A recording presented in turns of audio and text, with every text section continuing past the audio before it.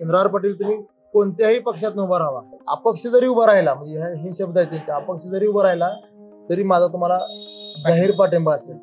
मी जनतेला उलटून सांगायची गरज नाही ना. बरोबर आहे. हे तुम्हाला 2 मिनिटात मोबाईलवर बघितलं की समजणार आहे. सांगली जिल्ह्यातनं एक ट्रेन दिल्लीत जाणार, तिथल्या आर्मी हॉस्पिटलमध्ये रक्तदान करणार, हा मेसेज पूर्ण भारतभर जाणार होता.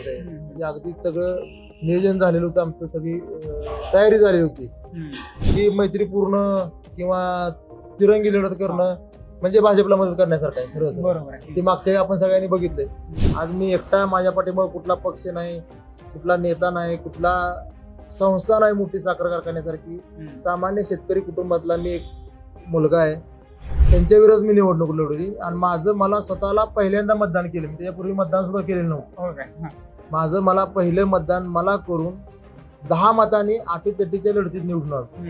भारतात ही सगळ्यात मोठी तालीम उभारण्याचं काम चालू आहे. आता जो पैलवानांच्या वरती डाग आहे, पैलवान शिकत नाही, शाळेत जात नाही, तो भविष्य काळात पुसून निघाला पाहिजे. अख्ख्या वर्ल्ड मध्ये, जगामध्ये कुस्तीला एवढं पब्लिक फक्त महाराष्ट्र केसरी स्पर्धेला जमा होतं. ह्या गोष्टी सगळ्या खरं व्हायला पाहिजे होत्या ह्या मागच्या काळामध्ये. त्या का झाल्या नाहीत त्या खोलात मी जाणार नाही, कोणावर टीका करणार नाही, पण हे मी पूर्ण करणार. पण अनेक प्रश्न असे आहेत की आज 70 गावामध्ये जत तालुक्यातल्या टँकरनं पाणी पुरवठा चालू आहे.